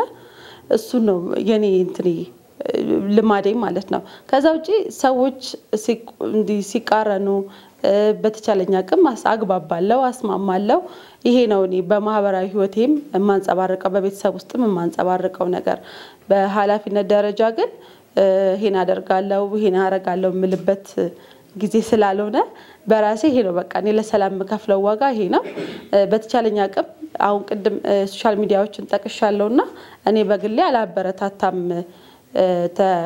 መጥፎ ነገር የሚሰብኩ ሚዲያዎችን። በማንኛውም ሁኔታ ውስጥ ደግሞ ምንም ቢሆን የምሰራበትን ተቋም የምኖርበትን ሀገር እንዲሁም ደግሞ ለሀገሬ ባንዲራ በምንም አይነት ሁኔታ ዋጋ ከፍላለሁ። ይሄ ነው የኔ በቃ አቋም። አመሰግናለሁ። እሺ አመሰግናለሁ። ወደ መፍትሄ ሀሳብ መምጣቱ እጅግ በጣም አስፈላጊ ነው። እንግዲህ ሰላም በአንድ ጀንበር የሚመጣ አይደለም፣ ፕሮሰስ ነው፣ ሂደት ነው። ሂደቱ መቼ ይጀመራል? አሁን ይጀመራል። አሁን አምባሳደር እንደጠየቁት ለዚህ ሰላም ማጣታችን ምን መፍትሄ አለ? የእናንተስ ኃላፊነት ምንድነው? አስተዋጽኦ ምንድነው? እጅግ በጣም ተገቢ ነው፣ ተገቢ ጥያቄ ነው። እንግዲህ ሰላም ከስብከት በላይ ነው። ሰላም መሆንንም ይጠይቃል። ሰላም ማድረግን፣ ሰላም መላበስን ቀደም ሲል እንደተናገሩት ከራስ ይጀምራል ሰላም ማለት ነው። እንግዲህ እኔ ባለውበት ሙያ ወይም በኔ በምሰራበት ዘርፍ እና በሚዲያ እና በመንግስት ዙሪያ ነው መናገር የምፈልገው። እንደ ሚዲያ ከባድ ነው፣ እውነት ነው። ጊዜው በጣም አስቸጋሪ ነው። ስለ ሰላም እየሰሩ ስለ ህዝብ አንድነት፣ ስለ አገር አንድነት እየሰሩ ተመልካች አገኛለሁ ማለት ትንሽ ይከብዳል። ነገር ግን ሰላም ለማግኘት ዋጋ እሺ እንደ ሚዲያ እኔም የሚዲያ ተቋም እየመራው ስለሆነ በተለይ ዲጂታል ሚዲያ ላይ ስለሆነ ያለሁት ስለ ሰላም፣ ስለ አንድነት፣ ስለ ፍቅር፣ ስለ ሀገር አንድነት እየሰበኩ እየሰሩ ተመልካች አገኛለሁ ማለት ከባድ ነው። እንግዲህ እኔ ወደ 4 አመት ሆኖኛል። በጣም ከባድ ቻሌንጅ ነው፣ እርሶም ያውቁታል የኛንና ነገር ግን ትንሽ የሆነ ነገር ሲጨመርበት እንዴት ቫይራል እንደሚወጣ የታወቀ ነው። እስቲ ስንቶች ባለስልጣናት ናቸው? ስንት የተከበረ ሰው፣ ስንት ሙራን ናቸው? ምንድነው ክሊክ የሚያደርጉት? የትኛውን ዩቲዩብ ነው የሚያዩት? የትኛውን ቲክቶክ ነው ክሊክ የሚያደርጉት? ከራስ ይጀምራል ሰላም። የትኛውን ነው ያበረታቱ ያሉት? ምናልባት ስለ ሰላም ገንዘብ የሚያገኘው ነው ወይስ ማያገኘው? ስለ ሰላም፣ ስለ አገር አንድነት፣ ስለ አገር መልካም የሚሰራ ሚዲያ ክሊክ ማድረግ ምን ያህል እንደሚጠቅም ያውቁታል። ምክንያቱም አወዛጋቢ ነገር፣ እርስ በርስ የሚያጋጭ ነገር፣ ሐሰተኛ መረጃ፣ የተለያየ የምንላቸው ነገሮች የሚሰሩ ሚዲያዎች ደግሞ ምን ያህል ቫይራል ወጥተው ምን ያህል ጥርስ አውጥተው እንዳሉ እያየን ነው። ይሄ ትንሽ የሚያሳዝንም ነገር ቢሆን ነገም ሌላ ቀን ነው፣ ነገም ተስፋ አለ። አሁንም ስለ ሰላም እንሰራለን፣ ስለ አንድነት እንሰራለን፣ ባለንበት በመንሰራበት እንቀጥላለን። እኔ በጣም ያሳዝነኝ ህግና ስርዓት የለም በሚዲያው ላይ። በተለይ እናንተ ስለ ሰላም አሰሩም፣ ስለ ሀገር ሰላም አሰሩም፣ እንዲትሰራላችሁ ስፖርት ነው የምትሰሩት፣ ፍቅር ነው የምትሰሩት፣ እንደዚህ ነው የምትሰሩት ማለት ይባላል። ስለምን ይሰራ? ማን ነው ተመልካች የሚያገኘው? በአሁን ሰዓት እኮ ሚዲያው ላይ ያለው ነውራችን ክብራችን የሆነበት ሰዓት፣ ነውራችን የሚያሸልምበት ሰዓት እኮ ነው። አሁን ማህበራዊ እሴታችንን የሚንዱ ሚዲያዎች፣ ቲክቶከሮች እኮ እየተሸለሙ ያሉበት፣ የመንግስት ሚዲያዎች አዋርድ አዘጋጅተው እነዛን ግለሰቦች እኮ ነውርን የሚሸልሙበት ጊዜ በደረስንበት ማን ታላላቅ ቅድም ጋዜጠኛ መና የተናገረች ነው። የትኞቹ ታላላቅ ምሁራኖች ወጥተው ሚዲያው ላይ ይሰለፉ? እንዴት ይሰለፉ? ከማን ጋር ይሰለፉ? ከተሳዳቢዎች ጋር? ነውር እሴታችንን ከሚነዱ ጋር? የመንግስት ተጽዕኖ ብቻ እኮ አይደለም፣ ወይም እስር መፍራት ወይም ዲሞክራሲ ያለ መኖር እንደዚህ ብቻ አይደለም እኮ። የትኛው ሚዲያ ላይ ከማን ጋር ተሰልፈው ይናገሩ? ሚዲያው በራሱ መጥራት አለበት። ሚዲያው እንዲጠራ ደግሞ ህግና ስርዓት ያስፈልጋል። እንዴ መንግስት እኮ ነው፣ ኢትዮጵያ መንግስት፣ ብልጽግና እኮ መንግስት ነው አይደል? ፖለቲካውን እንደሚያስከብር ሁሉ አገር እንደሚያስከብር ሁሉ ሚዲያውንም ማስከበር አለበት፣ ኃላፊነት አለበት። ኢቭን እኛ መልካም ነገርም እየሰራን ይሁን ብቻ ባንረብሽም ምንም ባናረግም እንኳን ክሊክ የሚያደርግ ባይኖርም እንኳን እየሰራን ያለነው አይደል? ግን ህግና ስርዓት ያስፈልጋል።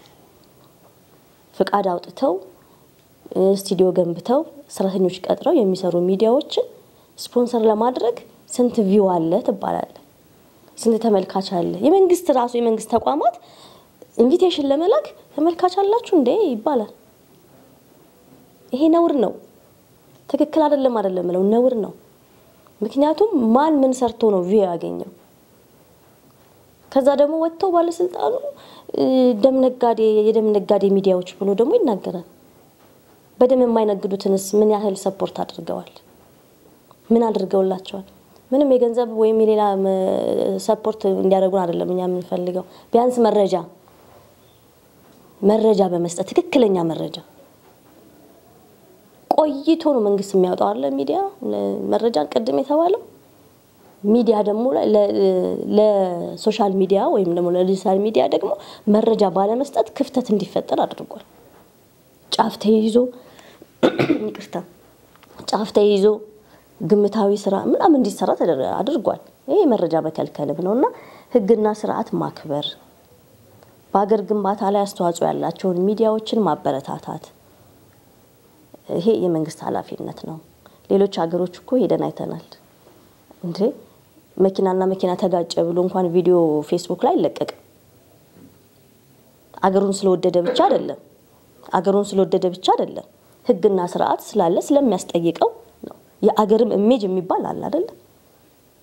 ሌሎች ሀገሮች ስለ ሀገራቸው ኢሜጅ ሶሻል ሚዲያ ላይ ሲሰሩ የኛዎቹ ለምንድን ነው? እኛ ጋር እኮ ነውራችን ሁሉ እየወጣ ነው። ለዚህ ደግሞ መንግስት ያውቀዋል። የእያንዳንዳችን ሞባይል እኮ ያውቃል መንግስት። እንደ ጫማ ቁጥራችን እንደ ቤት ቁጥራችን አይፒ አድሬሳችን ያውቃል። ፌክ አካውንትም ቢሆን በአይፒ አድሬስ ይደረስበታል።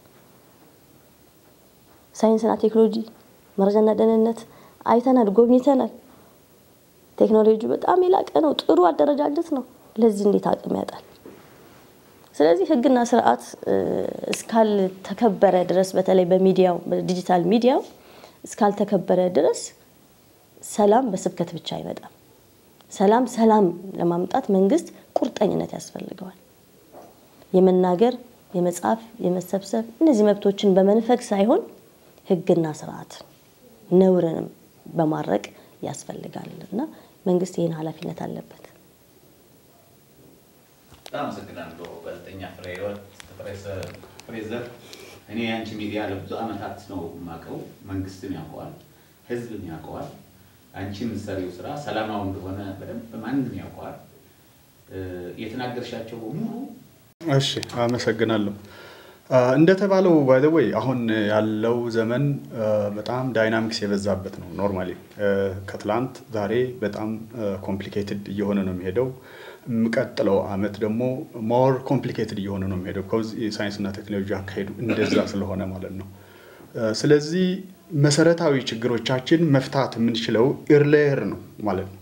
ቀላል የሚሆነው ከነገ ዛሬ ነው ማለት ነው። ከሚቀጥለው አመት ይሄ አመት ነው የሚሆነው።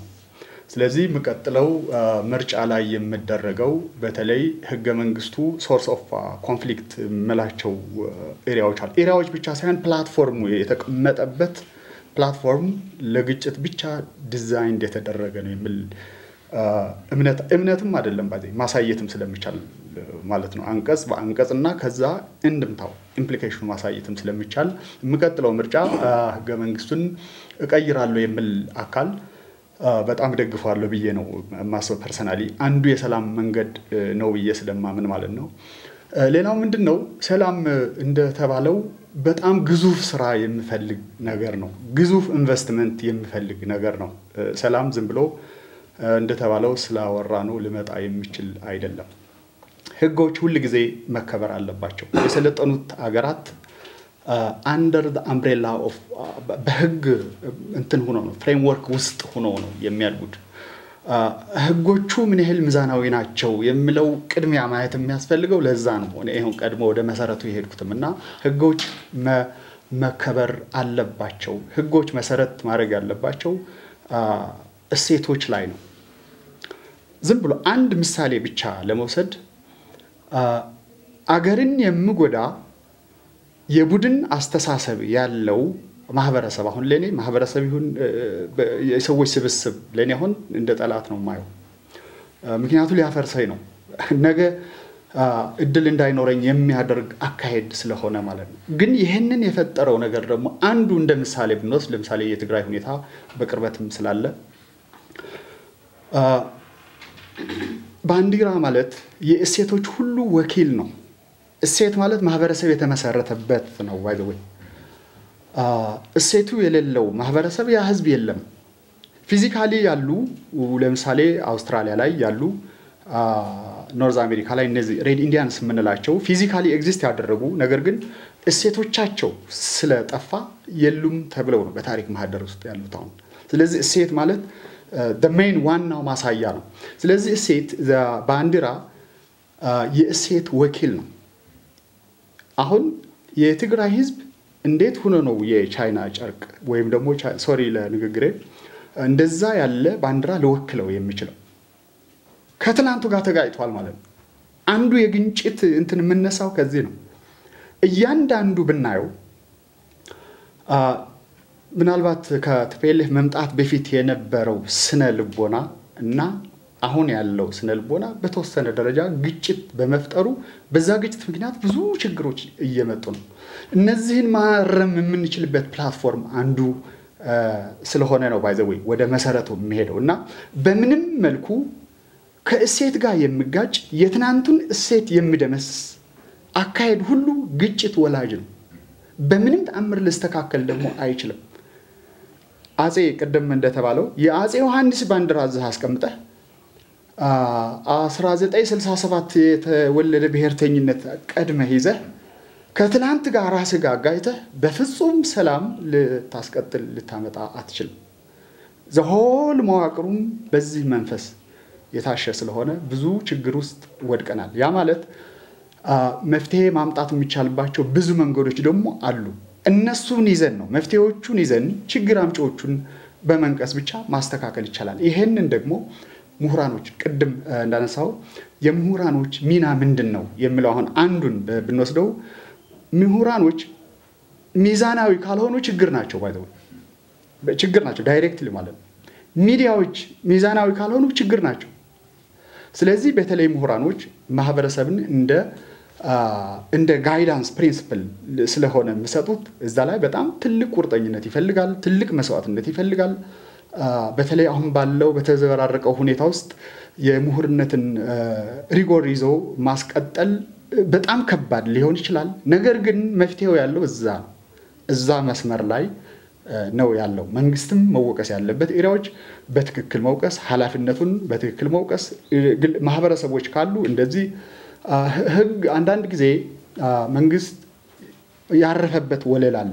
ያንን ወለል መወቀስ ካለበትም እሱን እንትን አድርጎ መስተካከል ያለበትን እያመጣ በዚህ ደረጃ ነው እንትሆነው። ከትምህርት ቤትም ካል ደግሞ ትምህርት ቤት ማለት እንግዲህ የመጪው ትውልድ የምትቀርጽበት ነው። እሴቶች ሁሉ የሚከበሩበት፣ አዳዲስ እሴቶች የሚፈጠሩበት፣ አዳዲስ ርዕዮተ ዓለሞች የሚመጣበት የአእምራዊ ስራ የሚሰራበት ነው። ሰዎች ማሰብ የሚለማመዱበት ሴክተር ነው።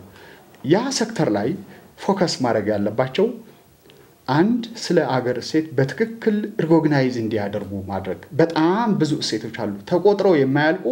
ምናልባት ከሀገር በወጣን ቁጥር በአስደናቂ ሁኔታ የሚያኮሩ ነገሮች አሉ። እዚህ ስንመጣ እንደ ቆሻሻ የምናያቸው፣ እዚህ ስንመጣ የሚያጋጩንን በሚያስደንቅ መልኩ ማለት ነው። ያ ይቃረን የነበረው ሁሉ በዛ አስኮራ ሁሉ ትሰማዋለህ ማለት በሶሻል እንትን ውስጥ ገብተህ በተለያየ ሀገር ውስጥ ያሉ እንትኖች ማለት ነው። ምን ማለት ነው? እነዛን ማክበር መለማመድ መቻል አለብን። ደግሞ ጥናቶች ቅድም ከምሁራኑ ጋር ያነሳሁት ደግሜ ላንሳው የጋራ እሴቶችን ምክንያቱ የጋራ ሆነው እያሉ የጋራ አይደሉም የሚል አፍራሽ እንትን አለ። ይሄ ከጣሊያን ጋር ተያይዞ የመጣ አስተሳሰቦች አሉ። ባይ ዘ ወይ በተለይ በ1835 ይመስለኛል በነጮች አቆጣጠር የእንግሊዝ ፓርላማ ላይ የቀረበ አንድ አንቀጽ አለ። ያንን አንቀጽ መሰረት በማድረግ ከዛ ጣሊያን ይዛ የመጣችው ከዛኛ ታሪካዊ ጠላት አለ። ያንን መሰረት ተደርገው የተፈጠሩ ድርጅቶች አሉ። ከዛ ጋር ተያይዘው ማለት ነው የጋራ የሆኑትን የጋራ አይደሉም ብለው በውሸት ናሬሽን ላይ ችግር ይህንን የመንቀስ የምሁሩ ግዴታ ነው። መምህሩም ቅድም እንዳልኩ እሴትን የማስጨበጥ አገርን እንዲያውቅ ማድረግ በትክክል እንዲያውቅ አሁን ባለው በፍላክቸር በሆነ ፖለቲካል ወይ ሳይሆን መሰረቱን በትክክል ማየት በሚያስችል ግለሰቦች ባይ ዘ ወይ ዓለም የለወጧት ግለሰቦች ናቸው። በሚያስደንቅ መልኩ ግለሰቦች ናቸው እየተወቀሱ እየተሰደቡ ናቸው የዓለም ነገሮች ሁሉ የለወጡት። በፖለቲካል ሳይንስ ብንወስደው፣ በሳይንቲፊክ ብንወስደው፣ በፊሎሶፊ ብንወስደው እንደዚሁ ተያያዥ በሆኑ በስፒሪቹዋል ቫልዩስ ጋር ብንወስደው ኦልሞስት ግለሰቦች ናቸው ይሄን ሼፕ ያደረጉት ይሄን ዓለም። ስለዚህ ግለሰቦች አንዳንድ ጊዜ ሚና አይኖረንም ብለን ቁጭ ማለት የለብንም። እኔ አሁን የግሌ ብዙ ጊዜ ሞክራለሁ በተለያዩ በኢቲቪም በዋልታም እንደዚህ በተለያዩ እንትኖች ላይ ለማሳየት ሞክራለሁ። በተለይ ሳይንቲፊክ አስተሳሰብ ፈጠራ ላይ ማለት ነው። ግለሰቦች ምን ማድረግ አለባቸው የሚለው በትክክል አካባቢያቸውን መረዳት አለባቸው። ኢሎጂካል ኢራሽናል የሆኑ ነገሮች ማንንም ሊጎዳ የማይችል ማንንም ሊጠቅም የማይችል ነገር ላይ ፓርቲሲፔት ማድረግ አለባቸው። አሁን በአሁኑ ጊዜ ደግሞ በቴክኖሎጂ ምክንያት እያንዳንዱ ሰው የራሱ ሚዲያ አለው። ሰው በዛ ላይ የምናስተላልፈው ነገር በጣም ጥንቃቄ የተሞላበት መሆን አለበት።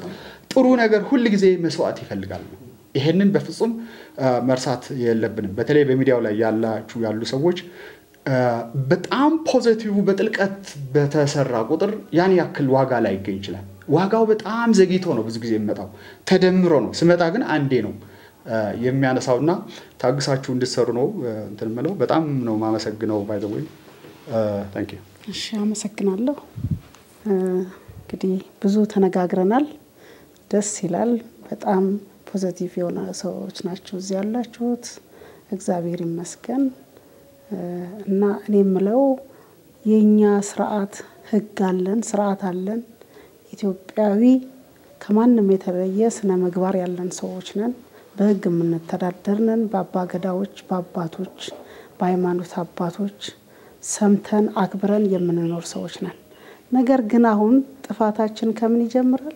ስርዓት የሌለው ሱሪ አለባበስ እንኳን ጀግና የሆነ ህዝብ እኔ በጣም ነው ማዝነው። ሱሪ ዝቅ አርጎ በቅኝ ግዛት እንደተገዛ ባርነት ያሳለፉ ተገዢዎች የነበሩ ቀበቷቸው ተፈቶ ሳይወዱ በግድ ሱሪያቸው ዝቅ ያለባቸውን ተከትለን የነሱን አይተን አሁን ወንዶች በሙሉ ማለት ይችላልው ሱሪያቸውን ዝቅ ያረጋሉ። ምክንያቱም እቺ ኢትዮጵያ የጀግና አገር የቆራጥ ጀግና ኢትዮጵያዊ አገር ናትና እንደዚህ ስርዓት የሌላት ስርዓት አልባ የሆነ ህዝብ የላትም። ነገር ግን አሁን ስርዓቱ ተፈረካክሶ አባታቶ ከትምህርት ቤት ስንጀምር ትውልድ የመቅረጽ ስራ አልተሰራም።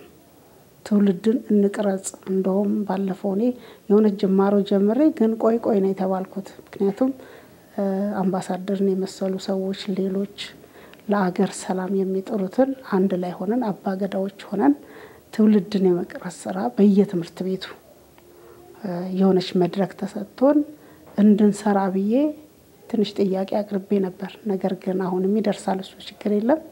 ሁላችንም ግን ከራሳችን አልፎ ከልጆቻችንም አልፎ ህብረተሰቡ ምን እየሆነ ነው? ትንሽ አደፍራሽ ሰዎች ባሉበት እና ህግ አዋቂ ነን የሚሉትም ሰዎች አሉ፣ እናስተዳድራለን የሚሉ እነሱም እርቅን አይደለም የሚሰብኩት። አንድ አፈር ሲደፋ ይሄዱና እከሌኮ ነው አፈሩን አንሳ ያለህ እንድናነሳ ያስገደደህ ወይም ሽንት ቤት ፈንድቶብኛል የጎረቤቴ ነው ግን እምቢ አለኝ ሲባል ሰው የማስታረቅ ስራ እየተሰራ አይደለም። ለምን የመንግስት ደሞዝ በደሞዝ ተቀጥረው ለሰላም ተቀጥረው ከህዝብ ጋር መስራት ሲገባቸው ህዝብን ጎረቤትና ጎረቤትን ከማጋጨት ስራ ይጀምራል። አስተማሪ ከሆነ ያስተምራል። አስተማሪ መምህር አንድን ተማሪ ሲቀጣ ወላጅን ጠርቶ ወላጅ መተባበር የለበትም። አስተማሪ ልክ ነው፣ አንተ አጥፍተህ ነው፣ ምን አድርገህ ነበር፣ የተጠራውበት ምክንያት ምንድነው? እዛ ሄጄ አላለባበስም እውነቱን እዚሁ ንገረኝ ብሎ የተማሪው አባት ሄዶ ከአስተማሪው ጋር አገናኝቶ እውነቱን አሳውቆ ልጅ ጥፋተኛ ነው ማለት አለበት። አሁን ግን እንደሱ አይደለም። አስተማሪ አባት ነው፣ ሊከበር ይገባል። ከታች ተነስተን ነው ወደ መንግስት እየሄድን መንግስት ይሄን አልሰራም ይሄን አላረገም እኔስ ምን ሰርቻለሁ? በተመደብኩበት ስራ ላይ ምንድነው እየሰራሁት ያለሁት? እነዚህ ሚዲያዎችስ ከሌ ብዬ ነው መጥቀስ አልችልም። እናት ብላ የዘለፋ ንግግር አትናገርም። ነገር ግን እንደ አገር እንደ ህዝብ የማፋጀት ስራ ሳይሆን ምን አለበት ትክክለኛውን እውነት የሚናገረውን ሰው ለይቶ እስከማወቅ ድረስ የሚያቀርቡትን ሰው የሚጠይቁትን ሰው ለይተው አውቀው ምን አለበት ለጥሩ ነገር ቢጠቅሙን። ህዝባችን ልጆቻችን ተበላሽተዋል፣ ሱሰኛ ሆነዋል፣ ሜዳ ዳሪ ሆነዋል፣ አባት እናትን ማያከብሩ ሆነዋል። ይሄ ሁሉ ምንድነው? መጥፎ ነገር በተናገሩ ቁጥር ብር ያገኙበታል፣ ጥሩ ሲናገሩ አያገኙም። ይሄ ብቻ አይደለም። ይሄ የሰላም ጉዳይ አገራችን በእጅግ የሚያስፈልጋት ወደ መንግስት ብቻ መገፍተር ሳይሆን ህግ ተበጅቶለት ቅጣት ጭምር ኖሮበት እንደገናም እኛ ደግሞ ወርደን ህዝብ መሃል ገብተን ህዝብን የማወያየት ስራ ከመንግስት ጎን በመቆም ህዝብ ምን ይላል የህዝቡን አመለካከት ከህዝቡ ከራሱ መስማትና መስተካከል ያለበትን መልስ መሰጠት ያለበትን እዛው መልስ መስጠት ያስፈልጋል። ይሄ ከሁላችን ይጠበቃል። ይሄ ደግሞ መድረክ በእውነት ሊፈጠርለት ይገባል። ዝም ብሎ የሚታይ አይደለም። ሰላምና ጸጥታ ትልቅ ስራ እየሰራ ነው። አገራችን ላይ ጸጉረ ልውጦች እንዳይገቡ የመከላከል ስራ እንዳይረበሽ እየሰራ ነው። ነገር ግን እሱ በቂ አይደለም። እሱ በያዘው መሰረት በዛው በራሱ ብዙ ስብሰባዎችን መድረኮችን እየፈጠረ ግን ከህዝቡ ጋር ተነጋግሮ ምን እናድርግ ብሎ የምክክር መድረክ ቢፈጠር እና እኛም የሃይማኖት አባቶች ደግሞ ትልቅ ተቀባይነት አለን ባለንበት ስፍራ ብሔር ወገንተኝነት ሳይኖር ሁላችንም የተቻለንን ያህል በእውነት የእምነት ሀገር ናት ኢትዮጵያና ሁሉም እምነቱን ያከብራል። ግን ከእምነት አባቶች ምን ይጠበቃል? እንዴት እየሰሩ ነው? ምን እያደረጉ ነው? አባቶች ስራቸውን ከድሮ ይልቅ አሁን ትንሽ ለዘብ ያሉ ይመስላል። ዘመናዊነትም አለ። ግን ባህላችን ደግሞ ሊከበር ይገባል። ባህላችን ገዢ ነው። የኛ ባህል ገዢ ነው፣ አስተማሪ ነው። ስለዚህ ባህላችንን አጠናክረን ለህግ ተገዢዎችንን ህግ ሲረቅ ደግሞ ምሁራኖቻችን በተወላገደ መንገድ ሳይሆን በአገር ወዳድነት በህዝብ አቃፊነት ብሔርን ወዳድነት ህዝብ ወዳድነት በዛ ፍቅር ውስጥ ሆነው ምሁራኖቻችን ደግሞ ሊረዱን ይገባል። ምክንያቱም እኛ እናቶች አሁን በቅቶናል፣ በእውነት ሰልችቶናል። ቀደምቴ እንዳለችው ሰልችቶናል፣ እንባ ሰልችቶናል፣ ማልቀስ ሰልችቶናል፣ ማማረርም ሰልችቶናል። ሁሉን ነገር ወደ መንግስት አዳነች አቤቤ 24 ሰዓት ትሰራለች፣ እውነት ትናገራለች፣ ሌባው ሌባ ትላለች። በካሜራ ያየችውን እንኳን ባለፈው ከተሳሳትኩ መልሱኝ እንደዚህ አይነት አመራር ያስፈልገንም ነው ያለችው እያሳየች ማለት ነው። ከተሳሳትኩ ተመልሱና እንደዚህ አይነት አመራሮች ይያሉን ለምንድነው ማናግዛቸው? ለምንድነው ምንጎትታቸው? ነገ ሌላ ነገር ስናመጣ መግቢያ ሊጠፋን ነው። ብዙ ኢትዮጵያ አሁን አምራለች፣ ተውባለች። ብዙ ጠላቶች ይመጡብናል። ለምን እኛ እርስ በርስ እዚህ እንፋጃለን? በኋላ አቅም እንድናጣ ነው? በኋላ ጉልበት እንድናጣ ነው? አሁን ተላላቅ ህዝቦች አሉንኛ መምራት የሚችሉ አቅም ያላቸው ጉልበት ያላቸው፣ ግን ገንዘብ አላፊ ነው፣ ገንዘብ አላቂ ነው። ነገር ግን ኢትዮጵያ በገንዘብ አትተካም። ኢትዮጵያ ማንነታችን ናት፣ የሁላችን መኩሪያችን ናት። የትም ሀገር ብንሄድ የምንኮራባት አገር አለን የምንልባት ልዩ የሆነ ሰንደቅ ዓላማ ያላት ብዙዎች የሞቱላት የታገሉላት ደማቸውን ያፈሰሱላት ብዙ ታሪክ ያላት ሀገር ናት። እቺ ታሪክ ደግሞ ለትውልድ መተላለፍ አለባት እንጂ አዘቅት ገብታ የውርደት ሸማ ልንከናነብ አይገባንምና እዚህ ላይ በጥልቀት ሁላችንም ልንሰራ ይገባል። በተለይ ወጣቶች ላይ ወጣቱ አያቅም ሀደ ስንቄ ምን ይሁን አባገዳ ምን ይሁን የሃይማኖት አባት ምን ይሁን ያሁኑ አያቅም። ለምን እሱ ተደቅኖ የሚውለው ቲክቶክ ላይ ነው የሚያው የውጭውን ነው የራሱን መቻወቀ። እስኪ ምንድነው ያንተ ስርዓት ምን ነበር ቢሉት አያቅም። ትምርቱን በዚህ ልክ እየተሰጠ አይደለም። ግብረ ገብ ትምርት ድሮ ይሰጥ ነበር። መንግስትን እንዲያከብር። አሁን መንግስት እንደፈለገ የሚሰደብበት ጊዜ እየሰራ የሚሰደብበት ሌላ ሀገር ምንም የማይሰሩ ህዝቦችን እኮ አሁን ከኛ ጫፍ ላይ ያሉትን አምጥቶ እያሰራቸው ነው መንግስት እየተጠቀመባቸው ነው። እነሱ ቢያንስ ተለውጠዋል።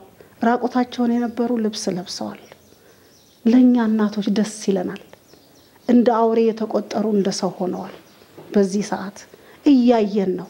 ታዲያ እዚህ ላይ ቆመን ካልታገልን፣ እዚህ ላይ ቆመን ሰላምን ካልሰበክ፣ ካላስተማርን፣ ካልተማር በየመንደሩ ያለውን ግጭት አስወግደን ወደ አንድ ህብረት ካልመጣን አገራችንን አስጊ ላይ የምንጥል ከሆነ መልካም አይደለምና ሁሉም ህብረተሰብ ሊወያይ ይገባል።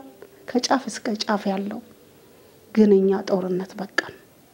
በእውነት በእናቶች ስም እናገራለሁ። እኛ ጦርነት በቃን፣ እልቂት በቃን። በየጥሻው ያሉ ልጆቻችን ናቸው። እኛ ምንም ምን ለየው የለንም። እኔ ማምጬ ነው ወልደው የትግራይ እናት። ስለዚህ ቢያንስ የነሱን ሰላም ያገራችንን ሰላም እድሜያችንም እየሄደ ነው። ለትውልድ ጥሩ ነገር አስተላልፈን ማለፍ ያለብን ጊዜ ይመጣል። በራሱ ፈጣሪ ቃውን ያነሳል። ሁሉም ሰው ዘላለም አይኖርም። ግን ላገር ኩራት ሆነን ላገር ክብር ሆነን መልካም ነገር አድርገን ብናልፍ መልካም ነው እላለሁ። ሁላችሁንም በእግዚአብሔር ስም አመሰግናለሁ። ለአገር ተቆርቋሪ ሆናችሁ እዚህ መጣችሁ የህዝብ ተቆርቋሪ ሆናችሁ ስለ ህዝብ ያገባናል፣ ስለ ሰላም ያገባናል ብላችሁ እዚህ ድረስ መጣችሁ ለተሳተፋችሁ፣ ራሳችሁን ሰጥታችሁ ለተናገራችሁ፣ የልባችሁን ላወጣችሁ፣ ለህዝብ እንዲደርስ ላደረጋችሁ፣ ለመንግስታችንም እንዲያስተውል ላደረጋችሁ እጅግ አድርጌ አመሰግናችኋለሁ። የኢንጎ ሚዲያ በጣም አመሰግናለሁ።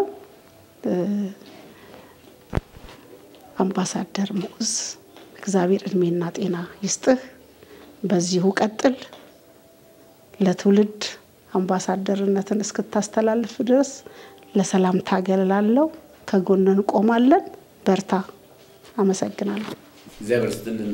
ሀደ ስንቄ በለጡ በእውነት በጣም ትልቅ መልእክት ነው መዝጊያ ላይ ያደረጉልንና ሁላችሁ በጣም ለአገር የሚጠቅም ለሰላም የሚሆን ለሰላም የሚጠቅም ሰላም የሚያመጣ ነው እዚህ ያለው ዛሬ የተናገረው። እውነቴን ነው። እኔ በጣም ነው የኮራው በእናንተ በጣም እና አመሰግናችኋለሁ።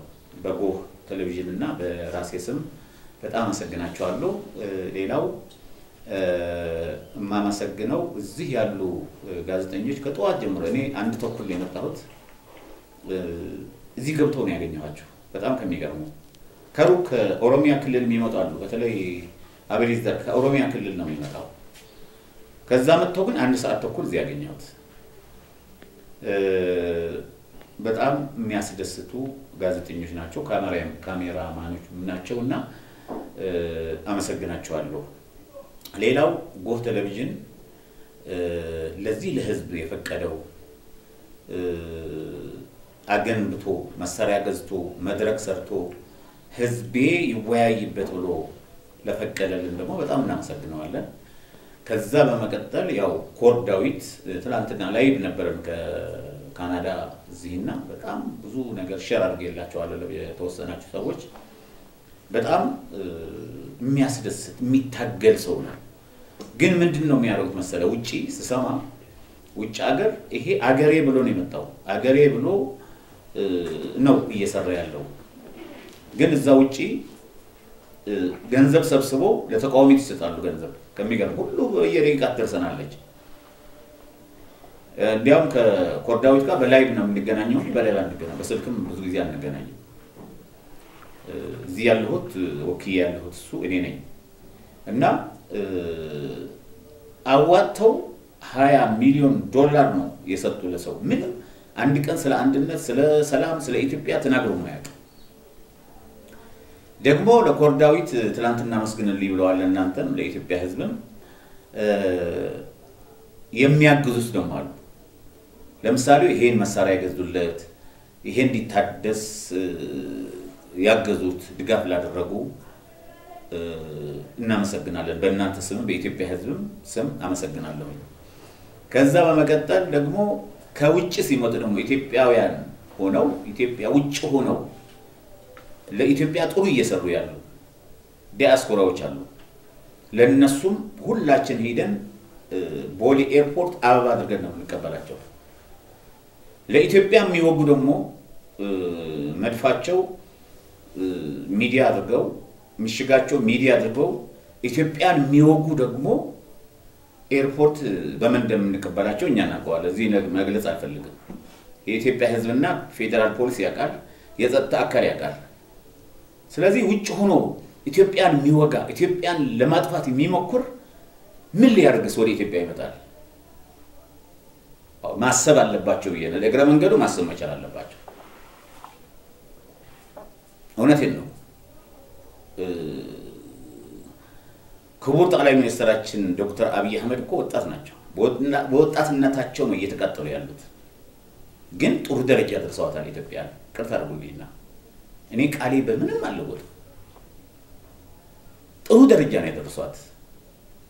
በሁለት እግራችን እኮ እየረገጥን ያለ ነው። አንድ እግራችን አይረግጥም ነበር፣ አንድ እግራችን ይረግጥ ነበር። አሁን ግን በሁለት እግራችን እየረገጥን ያለን ኢትዮጵያውያን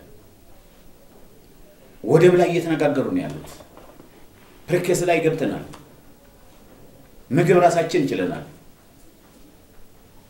ህዳሴ ግድባችን አልቀዋል። ትላልቅ ፕሮጀክቶች እየሰሩ ነው ያሉት። በተለይ ከአዲስ አበባ ደግሞ እስከ ሞያሌ ኮሪደር እየሰራ ነው ያለው። እስከ ጫፍ እየለማች ነው ያለች ሀገራችን። በዚህ መሃል ደግሞ ይሄን እንዳይሳካ የሚያደርጉ ደግሞ ኢትዮጵያውያን አሉ። ኢትዮጵያውያን የኢትዮጵያ ገንዘብ እየተቀበሉ የኢትዮጵያ ምግብ እየበሉ ኢትዮጵያ ውስጥ እየኖሩ እንደፈለጉ እየኖሩ እኔ ባለፈው አንድ ነገር ንገራቸው። አንዳንዴ ከጸጥታ ኃይሎች ጋር ዞራለሁና ማታ መስቀል አደባባይ እንትን አድርገዋል። እሳት አንድደው ከበውታል። አራቱ አንዳንድ ውስጥ ይዘዋል። አንዳንድ ውስጥ ብርጭቆ የለውም መሰማ ስላለበት ነው ይዘዋል። እንደዚህ ይዘው እሳቱን አንድደው ዞሮ ከበው ይጠጣሉ። ደሞ ይጫሉ ይላል። በኋላ እኔ ሄዳልኩኝና ምን ሆናችኋል ስላቸው በቃ ዲሞክራሲ ያለ አዲስ አበባ ኢትዮጵያ እንደዚህ አንዳንድ ውስኪ ይዛችሁ 8 ሰዓት 9 ሰዓት እንደዚህ እየጮኻችሁ ደግሞ ሌላ ዓላማ ነው ያላቸው እዛ። ከሚገርመን ትተናቸው ነው መከርናቸውና ሄደን ኢትዮጵያ እኮ ሰላም ስለሆነ ዲሞክራሲ ስላለ ነው እንደዚህ ሆናችሁ ያላችሁት ነው ያልናቸው። እንደገና ሰውነታችሁ እንዳትጎዱ እንደዚህ በውስኪ ጥርሙዝን በትኑ አልቤኖ በመለኪያ አድርገው እኮ ቢጠጡት እንዴ ወይ ደግሞ ይላሉ መልሰው ምን ሆናችሁ ዲሞክራሲ የለም እንዴ? ወይ በጣም ነው የገረመኝ። ስለዚህ ማማረር ብቻ ነኛ አይጠቅመን። ሰላም የምትሆነው ኢትዮጵያ አንድ ስንሆን ነው። ለምሳሌ የኔ ደሜ ጸጉሬ አጥንቴ ጥርሴ ጥፍሬ ኢትዮጵያው ከልጅነት ከ14 ዓመት ጀምሮ ካወቁ ጀምሮ የእናንተ ደምስ ምንድነው? ኢትዮጵያ አይደለ ነው? አዎ ኢትዮጵያው ነና። ስለዚህ አገራችን ያልካድን አገራችን ያልከዳን ከኢትዮጵያ አገራችን ጋር ሆነን ስለ ሰላም እየተዋየን ያለን አሁን እናንተ ብዙ ስራ አላችሁ፣ ኃላፊነት አለባችሁ እዚህ ያላችሁ በሙሉ። ግን ስለ ኢትዮጵያ ሰላም ብላችሁ ነው የመጣችሁ ስትጠሩ። እንዲያውም አብዛኛው በቴሌግራም ስልክላቸው ነው ራሳቸው በዚህ ሰላም ማመሳተፍ አለብን ብሎ ነው አብዛኛው የመጣው። እንዲያውም ሌሎች ነበሩ የድሮ ቀድሞ ጦሮችም ሌሎች ኃላፊነት ያለባቸው ሌላ ሰዎችም እንደናንተ ሌሎችም አይ አስገባን ሮብ አስገባን ነገ ብለው ነው ይደወሉልኝ። አይ ዛሬ ሰው መጥቷል ምክንያቱም እናንተን ነው ያዝነው ዛሬ የእናንተ ደግሞ ሌላ ጊዜ ይሆናል ብለን የመለስናቸውና እስከዚህ ድረስ ደርሰዋል።